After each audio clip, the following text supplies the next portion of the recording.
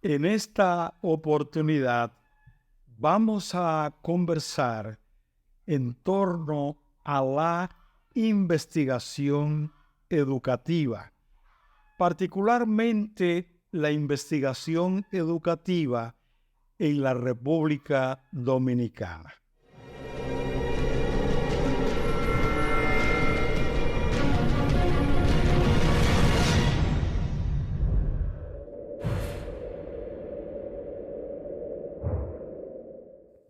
Agradecemos el interés que muestras por nuestros videos. Hagamos una breve pausa ahora mismo. Dale a me gusta o likes. De esa manera contribuyes con el crecimiento de nuestro canal. Gracias por tu colaboración.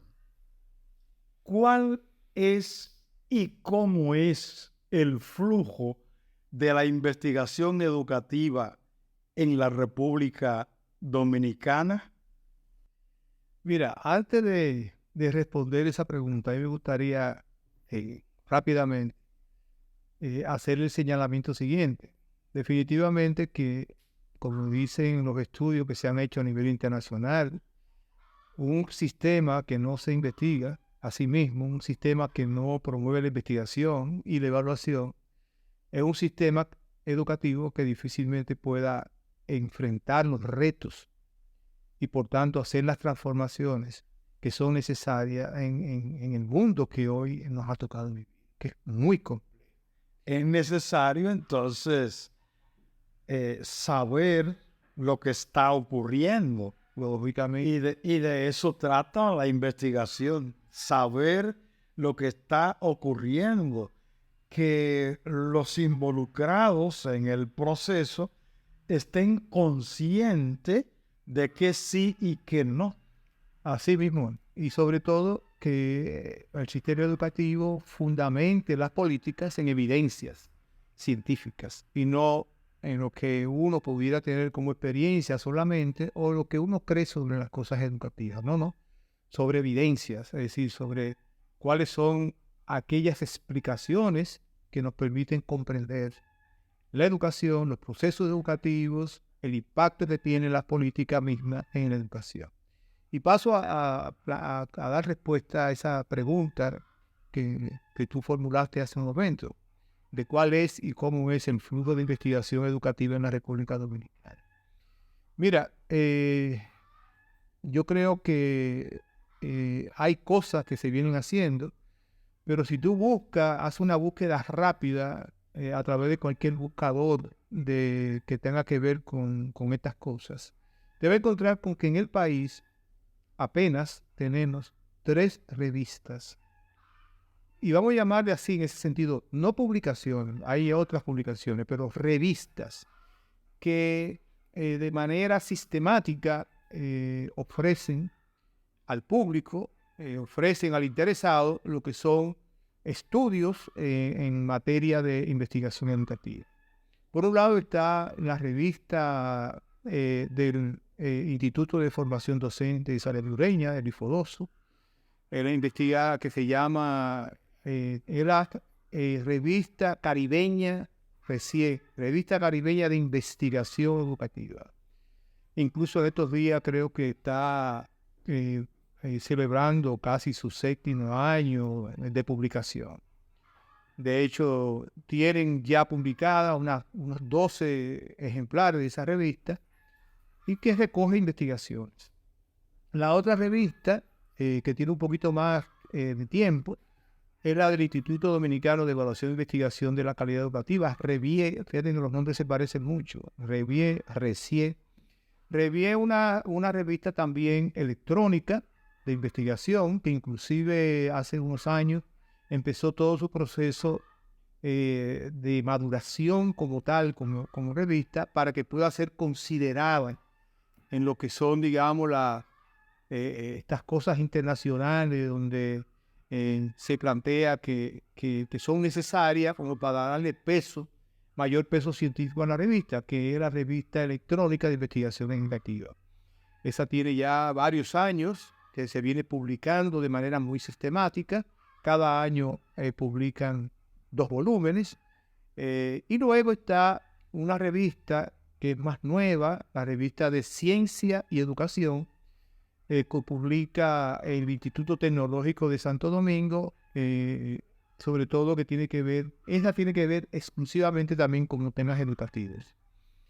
La diferencia es que las 2 primeras están dedicadas principal y casi exclusivamente a la investigación. La otra tiene investigación, pero también tiene artículos de divulgación.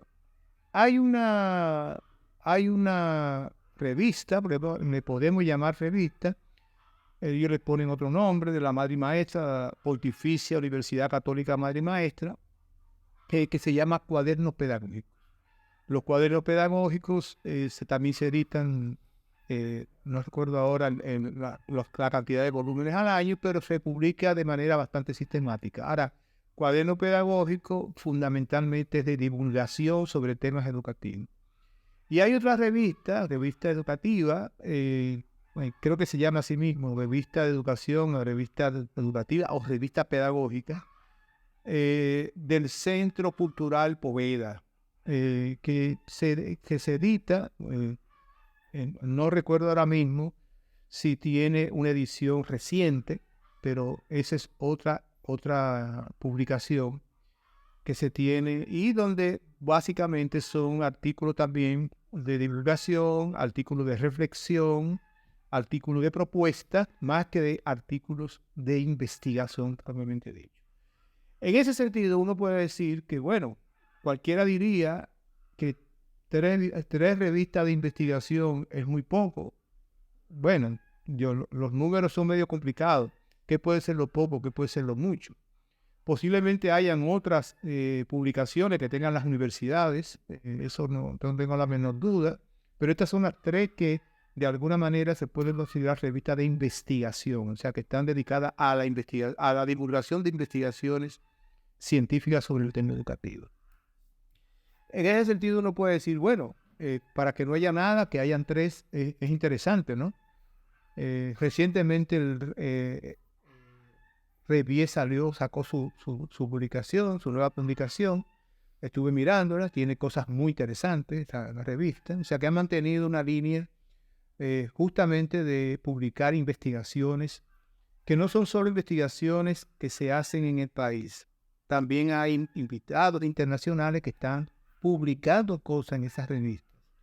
Y yo creo que eso es importante porque los temas educativos, si bien es muy importante uno conocer las investigaciones que uno hace aquí en el país, definitivamente los problemas en América Latina son tan comunes, tan similares, que las investigaciones que se hacen en otros confines, en otros países, son de mucha utilidad para el tema educativo. Eso es un poco, digamos, la información que yo tenga. Es posible que haya por ahí algunas cositas más que se estén haciendo, pero eso es lo que cuando uno hace una búsqueda, inclusive yo he hecho esa búsqueda, la hice hace un par de días, pero la hice anoche, quería cerciorarme efectivamente, y esas son las 3 revistas que aparecen. Pienso yo que ese dato que nos compartes es muy útil, muy útil. Y si en el país tú tienes en el sector público, vamos a decir, 90,000 maestros, sumando los del sector privado más los universitarios, estamos hablando de que mínimo en el país deben haber alrededor de 130, 140,000 docentes. Quiere decir que hay un buen mercado de consumidores para ese tipo de material. Ahora pienso yo que si 30 universidades en el país ofrecen la carrera de educación, deberíamos contar con un número mayor de publicaciones de esa naturaleza. De todos modos, lo que tenemos que hacer es celebrar que esas existen y animar a los educadores a que consuman ese tipo de material. Por supuesto, yo creo que siempre en que uno aproveche las oportunidades para publicar cosas, sobre todo en el campo educativo, eso es muy, muy importante. Lo que pasa es que posiblemente estas 30 universidades que están en el área educativa están dedicadas exclusivamente al tema de la formación docente y no a la investigación educativa, que eso es otro tema, ¿no? Yo digo que, bueno, es muy, muy importante la formación, pero si esa formación no se sustenta en procesos de investigación, va a tener algunas dificultades, definitivamente. ¿Cómo demandan los investigadores las bases de datos del sistema educativo? Mira, yo puedo hablar hasta que estuve en el instituto sobre ese tema, porque definitivamente el IDEICE fue la institución donde habían depositado la mayor cantidad en ese momento de bases de datos de investigación, porque teníamos las bases de datos, inclusive de pruebas nacionales, disponíamos de la base de datos de los estudios diagnósticos que también hicieron en la dirección de evaluación, pero también teníamos las bases de datos de los estudios internacionales, vale decir, el estudio de educación cívica y ciudadana, el estudio de PISA, pero también tenemos las bases, ahí se estaban las bases de datos de los estudios que hacen YESE, el Laboratorio Latinoamericano de Evaluación de la Calidad Educativa. Y te puedo decir que en sentido general la demanda es muy baja, muy baja. Muy pocos investigadores, aun cuando las bases de datos estaban disponibles, muy pocos investigadores demandaban estas cosas, esas bases de datos.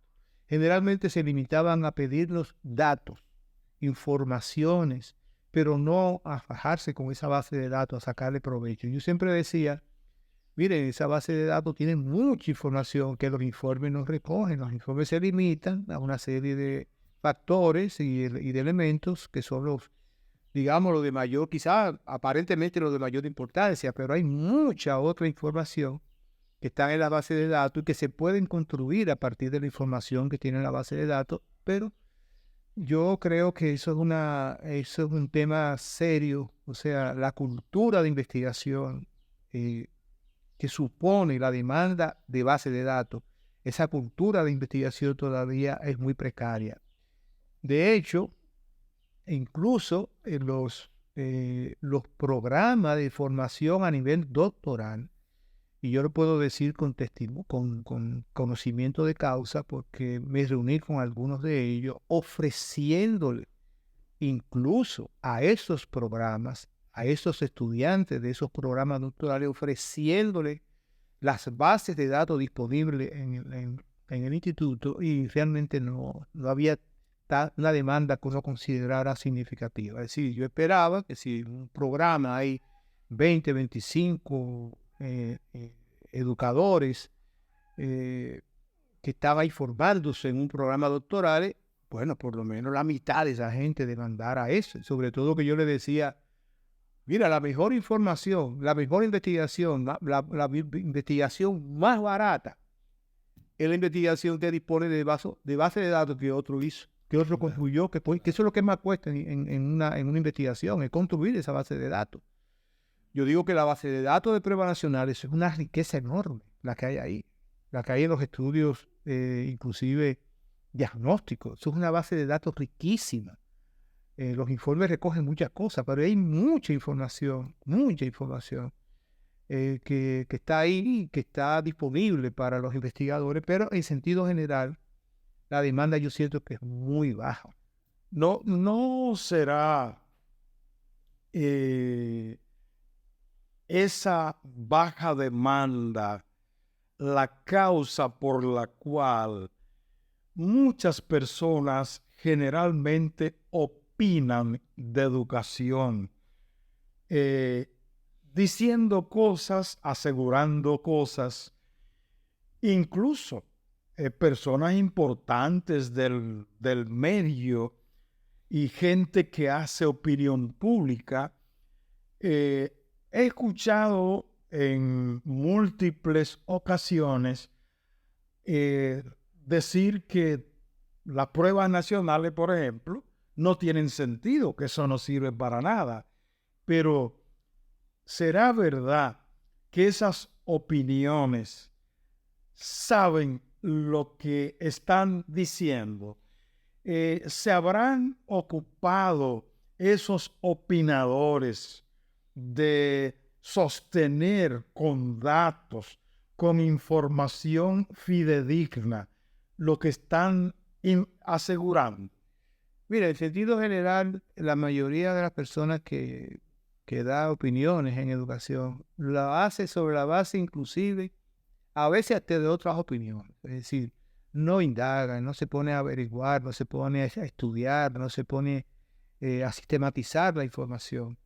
Incluso yo lo puedo decir porque mucha de esa gente a veces me decía, no, mándame un par de cuadros de lo que tú tienes hecho ahí y para yo poder hablar y poder decir lo que pienso sobre este tema. O sea, no son gente dedicada realmente a la investigación y tampoco a sistematizar información a partir de esas bases de datos que comentamos anteriormente. O sea, la mayoría son opiniones, muchas veces inclusive la opinión la tienen hecha. De hecho, la tienen hecha. Y lo que quieren es que tú le des un par de informaciones como para justificar su opinión. Yo recuerdo hace ya unos años que tuve un disgusto con un amigo, el director de una publicación, de un periódico, que él me llama a mí y me dice, te voy a mandar a una muchacha, a una periodista, para que yo le dé una información sobre la prueba nacional, y en ese momento estaba en prueba nacional. Y entonces yo le digo, mira, pues una cosa, mándame la pregunta, y entonces yo te voy a dar con lujo de detalle en esas preguntas, yo te voy a dar información. Y entonces cuando yo veo la publicación, como a los tercer día de toda esa información que yo le entregué, yo lo llamé porque le dije, definitivamente el título que tú le pusiste a tu... Y que ella le dice, no, fue la periodista. No, si tú no lo apruebas, eso no va así. Ese título ya estaba hecho. O sea, era como, yo recuerdo que decía, las pruebas nacionales son un fracaso. Entonces tú decías, bueno, pero si tú querías titular, entonces no me preguntes información, porque yo te estoy diciendo información buena como para analizar el tema de los logros de aprendizaje de los estudiantes y los factores asociados. Y tú lo que me sales diciendo es que las pruebas nacionales no sirven para nada. ¿Cómo que no sirven para nada? Y toda esa información que yo te mandé. Bueno, y al contrario, porque podríamos decir que las pruebas nacionales de la República Dominicana es un ejercicio equiparable a cualquier ejercicio de evaluación de cualquier parte del mundo, porque sus resultados coinciden siempre con lo que dicen los ejercicios internacionales en materia de evaluación. Así mismo es. Ahí con el tema de pruebas nacionales, yo creo que el problema es, bueno, y eso es una idea que tiene su validez, porque yo tengo que ponerle el peso, como las pruebas nacionales tienen consecuencias, porque yo poner el peso al estudiante. Claro. Cuando el estudiante no es más que el reflejo de todo un sistema. Y uno dice, sí, eso es verdad, eso es una realidad. Y yo lo puedo decir con demasiado conocimiento de causa, porque la propuesta original que se desarrolló a principios de los años 90 sobre el sistema de evaluación del país con el que se iba a valorar la puesta en ejecución de las políticas que iban a ser emanadas del Plan Decenal de Educación, yo tuve digamos, la dicha de ganarme ese concurso del Banco Mundial y levantar esa propuesta. Y la propuesta que nosotros planteamos, y eso fue un trabajo que hice junto con la amiga Lilian Pagán, que teníamos una empresa de investigación en ese momento, la propuesta era de un sistema diagnóstico. Claro. Y que ese sistema iba a ir creciendo, iba a comenzar primero en la ciudad de Santo Domingo y Santiago, y después se iba extendiendo a las otras provincias, pero sobre todo ofreciendo información que pudieran evaluar rápidamente la ejecución de la política. Bueno, las decisiones que se toman en los ministerios muchas veces no son las decisiones sugeridas por los investigadores, y en aquel momento se decidió que no, sino que se trajo un poco la misma experiencia de Costa Rica. Como tú recordarás, en aquel momento había un asesor aquí en el país procedente de Costa Rica, el doctor Lorenzo Guadamuz, Y es lo que fue que trajo el modelo de pruebas nacionales costarricense y comenzó a aplicarse prácticamente idéntico, y muy alejado de la propuesta original. Ahora, definitivamente, lo que tú señalabas, es decir, ciertamente el tema del dato y de la evidencia científica, muchas veces el que opina, eso no es lo que le importa. No, el que quiere dar su opinión sobre el tema educativo, tiene sus ideas. Y bueno, y sobre pruebas nacionales hay muchísima gente, inclusive de los mismos maestros y hasta los dirigentes, que dicen, eso hay que quitarlo. Sí. Yo recuerdo hace muchos años, cuando era secretaria de Educación, doña Ligia Amada, una persona a la que yo aprecio muchísimo, ella tenía la idea de quitar las pruebas nacionales. Entonces, en ese momento entro yo, aquí tenemos una conversación sobre el tema, le preparo un informe con la información que yo tenía disponible en ese momento. Yo entré después que se hicieron todas las pruebas. Le entregó un informe muy minucioso de análisis, sugiriéndole cosas. Y yo recuerdo que una persona que viajó con ella, Rafael Toribio Damares, me llama cuando vienen del viaje y me dice, ¿y qué fue lo que tú le hiciste a doña Ligia? Que ella tenía la idea clara de que ibas a quitar las pruebas nacionales, pero leyó un informe que tú le mandaste y dijo, no, yo voy a dejar eso, porque eso tiene demasiada información ahí para tomar decisiones en materia de política. Esas son de las cosas que ocurren con ese tema de las evaluaciones, ¿no? Y de las investigaciones, que todavía no tenemos la cultura. Yo creo que todavía nos falta mucho, en las universidades les falta mucho desarrollar esa cultura del análisis, de la discusión, del debate científico sobre los problemas y no sobre opiniones. Todo el mundo puede tener opiniones, pero no basadas en evidencia. Eso todavía es un tema pendiente.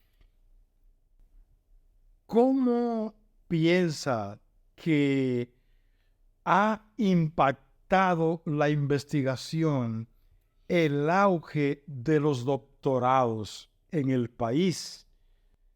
Bueno, mira, yo quizá no puedo hablar en términos tan general, pero de los doctorados, porque yo conozco algunos, yo he estado, inclusive en algunos de ellos, yo he sido docente, y de hecho he sido docente en el área de investigación educativa y de evaluación, y en algunos casos ha habido cosas interesantes. Por ejemplo, un grupo de doctorantes de la Universidad Autónoma de Santo Domingo, otro que fue del propio ITE, algunos que fueron también de la Universidad de La Vega, ¿cómo se llama? La Universidad Católica, CATESI, incluso de la de San Francisco de Macorís, que yo tuve la oportunidad de compartir con ellos informaciones, y donde mucha gente alguna gente, digamos, tomó muy seriamente los datos de investigación e hicieron cosas interesantes. Yo creo que en ese sentido han ido contribuyendo, porque si tú recordarás, si uno mira del 90 hacia atrás, aquí prácticamente no había investigaciones que no fueran las que mandaban los organismos internacionales que hacían en el país. Pero del 90 para acá, con las pruebas nacionales y con muchas otras cosas, se comenzó a hacer investigaciones. Y cuando comenzaron a aparecer los doctorados, bueno, la oferta a nivel doctoral, también creció el interés por el tema de la investigación educativa, porque era una condición, por supuesto, de ese nivel de presentar una investigación. Y yo creo que hay cosas, quizás muchas de esas cosas no se conocen, lamentablemente, no se publican, son tesis que están ahí. Yo conozco varias tesis que se han hecho en el área educativa del país. Conozco algunas porque he tenido que leer, porque me han pedido que dé mi comentario, y son joyas de investigación, pero que su divulgación ha sido muy limitada. Sobre todo porque yo creo que una cuestión que los mismos doctorados no han logrado crear es esa cultura de escribir artículos cortos para revistas, sino el documento aquel que muchas veces uno se hace hasta difícil leerlo, ¿no? Entonces, faltando, digamos, esa cultura, pero también faltando la posibilidad de tener dónde hacerlo, yo creo que hay mucha información que no se conoce por esa razón. ¿Qué impacto han tenido los monográficos en la investigación? Bueno, mira, con los monográficos yo tengo mis cosas, porque como que el monográfico lo interpretan de mil maneras.